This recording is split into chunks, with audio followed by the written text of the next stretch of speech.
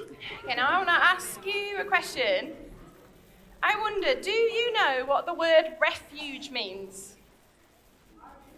We will see, that's right, hiding place. We'll see up on here that a refuge is being safe or being sheltered from pursuit, danger, or difficulty. It can be a place or a situation providing safety or shelter, like Walter said, a hiding place. I wonder, what makes you feel comfy? What makes us feel safe?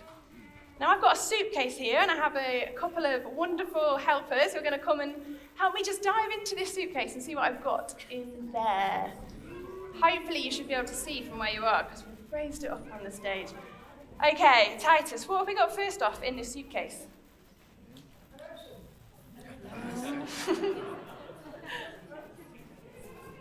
Oh, it's my dressing gown, lovely. Dressing gowns often make you feel very comfortable. I shall make myself comfy now, I think. What have we got? What else have we got? Hot water bottle, especially at the moment, I think, and even maybe in here. It's not warm at the moment, that's a shame. What else have we got? Cup of tea. Anyone find a good warming cup of tea, nice and comfy? Yeah, lots of nods out there. Teddy bears. Hands up if you have a teddy bear that makes you feel safe and comfy. Yeah, lots of you out there. What have we got next? A book. Books make some people feel really comfortable just to settle down. Maybe the book with the cup of tea makes a good little combo. Blankets, a bit like my dressing gown. This helps you to can help some people feel nice and comfy. Do you want to look after that? No, it's soft, honestly. Okay, next up, pets. This is a pet, so I'm not going to bring a real life dog. And I don't have any in our house to bring. But some people, there's a lot of people, put your hand up if you've got a pet. Pets bring safety to a lot of people. They feel safe with their pets. What else have we got? The remote control. Anyone love a good bit of TV? Feel safe, feel comfy at home watching the TV? Chocolate. Yeah, I mean, this is probably one of mine. Most comfortable eating a good bar of chocolate, and I shall be enjoying this later. Is that everything? Well, I'll pop that one in my pocket. If you guys want to pop the rest back up in that box, I'll keep hold of this one. Oh, there's that. So there's lots of things, aren't there, that make people feel safe and comfortable. These were just a few. And at Christmas time, we often find comfort in traditions. We do a lot of the same things, and we tell the same story. Now, I can see in front of you, lots of you have come dressed up as different characters from the traditional Christmas story. If you haven't dressed up, that's fine, because you can choose a character, as I'm going to now tell the Christmas story, the traditional story, and whenever your name is mentioned, so even if you're dressed up, if you just choose a character, and adults can join in too, whenever your name is mentioned, you need to stand up where you are, and then sit back down again, okay? Adults, you might need to help some of the kids around you, and as I say, you're welcome to join in too if you want to choose a character. So be ready though, because your name might come more than once, and it might come just after you sat down. You might stand up and then sit down, and so just be ready. Okay, so there once was a girl called Mary. Any Marys out there? Yes, there's a marriage. And one day she was visited by an angel. I know I've got a lot of angels around. An angel, Gabriel. He told Mary, so sit back down again, once you're up, sit back down. He told Mary that she was loved by God and that she was going to become pregnant and give birth to a very special baby called Jesus. Any baby Jesus? I know there's one over there. Another one over there as well. Great. And Jesus, the Son of God. Now, I want to all see your surprised faces because that's quite big news. So show me your biggest shock face. Mary was going to be married to a man called Joseph. Any Josephs? Who lived in Nazareth. Brilliant, thank you. Joseph, you're involved now. Joseph's family.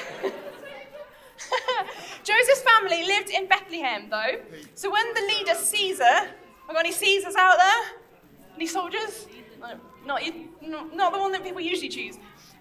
He told everyone to go back to their hometowns because he wanted to count all the people in his kingdom. So Mary and Joseph went to Bethlehem.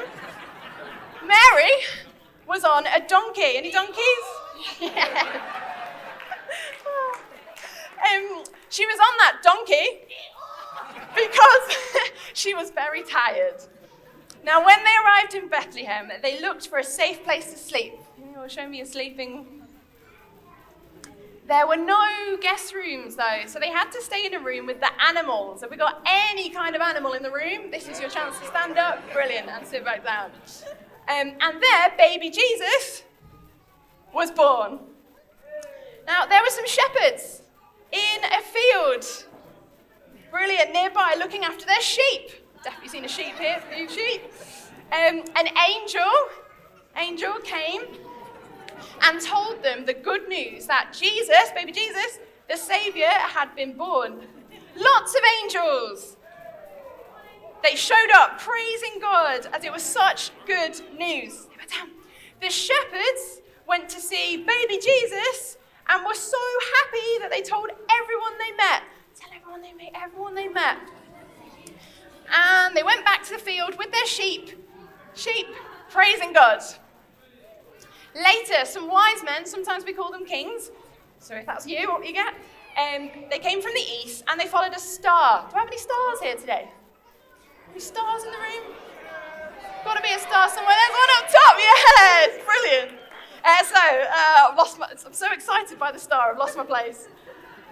They followed the star, there we go, looking for the king of the Jews who they wanted to worship. King Herod, the ruler at that time, he asked them to let him know where baby Jesus was, because he said that he wanted to go and worship the baby too. So the wise men, the kings, they agreed and they went on their way following the star to baby Jesus. They bowed down and they worshipped him and they gave him gifts of gold, frankincense and myrrh. But they were warned in a dream not to go back to King Herod. So they went home a different way. And that's the end of the story, right? That's usually where we maybe finish it. But what happens next? King Herod was really jealous of the new king that he'd heard of. And he was really scared. Show me your scared faces. He was scared that someone was going to take his power. And so he searched for him. He searched for baby Jesus. He searched for him, but to hurt him. He ordered for all the children under the age of 2 to be hurt so that they couldn't be king. However, once the wise men had left Joseph, an angels, keep on it, guys. We're nearly there. An angel told him in a dream to take Mary and baby Jesus to Egypt, to run away from harm so that they could be safe. Kiki, Areva, and Avazi are now going to come up and they're going to read to us. We're going to have some pictures of a book. We're going to have some pictures from a book and they're going to read to us this story.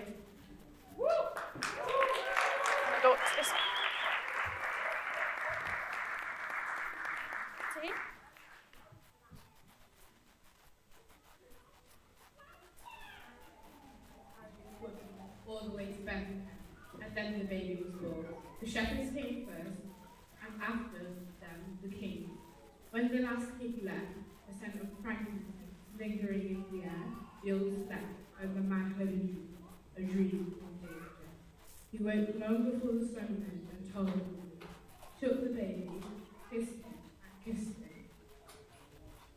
She smelt his sweet baby breath, and felt his soft, warm baby skin, and how his lashes tickled her cheek as he sleepily nuzzled her neck. Time to go, she said. Then they wrapped him up warm and kissed him again, and the man came home, patted me between the ears and led me out. Come on, old friend, we're on a journey again. And we left some gold for the innkeeper, who was so good to us, when the others had gone, and we set off under a starlight through empty streets, whilst people were sleeping, hoping for the kindness of strangers again.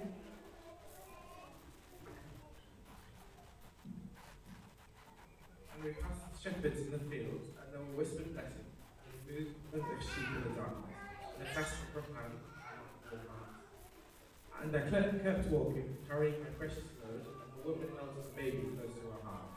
And she and the man talked about journey, and dreams and warning, and the love of the baby and kindness of strangers. And when we rested, and they were frightened, they took hope from each other, and from the baby's tiny first heart. And we entered into Egypt, and we found refuge.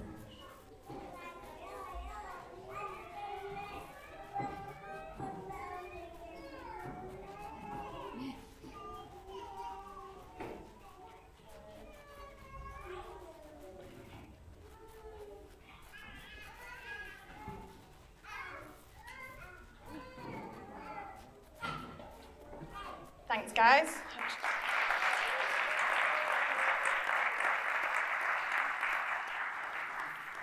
And when we rested and they were frightened, they took hope from each other and from the baby's tiny first smile. And we entered into Egypt and we found refuge. I kept walking. Yeah, we found refuge. There we go. That's the key point. They found refuge in Egypt. Great. If we could go back to my slideshow now, that would be great. Thank you very much.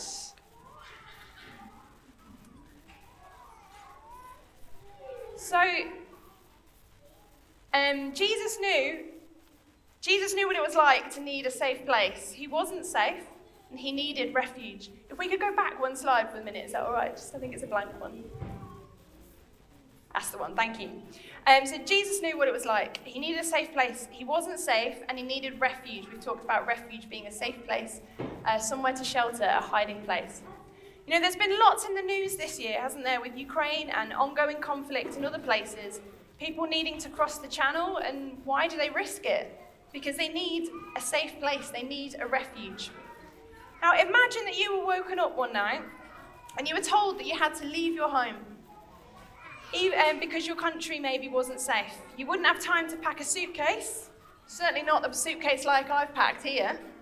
You'd have to grab your passport, you'd leave your home with just the clothes that you were wearing. You might have time to quickly pick up one or two of your precious things, but no more than that because your life is in real danger. You might go somewhere where you don't speak the language or do the things that in the same way that other people around you do. What do you think that would be like? I wonder. In difficult times, we seek the things that bring us comfort. So at Christmas, there are lots of things that bring us comfort. All the traditions. We've got what we eat, what we do, what we say, what we wear, and all those things might bring us comfort. But at Christmas, we remember the God of all comfort. The Bible tells us that God is our refuge. He's an ever-present help in trouble. He's our hiding place, our comforter. He's just, he's unchanging. Circumstances change, and our comforts might change. Right, things around us change, don't they? But God never changes. Shake your heads, guys. God never changes. And he wants to bring us true comfort and rest. And he did this through sending his son, Jesus, who lived an uncomfortable life. Things were not easy for him. We've just talked about some of those things. Many things were difficult or uncomfortable, even at the very start when he was a refugee in Egypt. And at the end of Jesus' life, he died on the cross to save us from all of our bad choices and our brokenness. He created a way for us to be close to the God of comfort and to one day live in a place where there is no sadness and no struggle.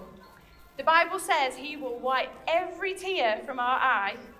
There will be no more death, no sadness, no crying or pain. A place of true comfort and rest. So for us, there may be some difficulties this Christmas. For some of us, it may not look like Christmases that we've had before.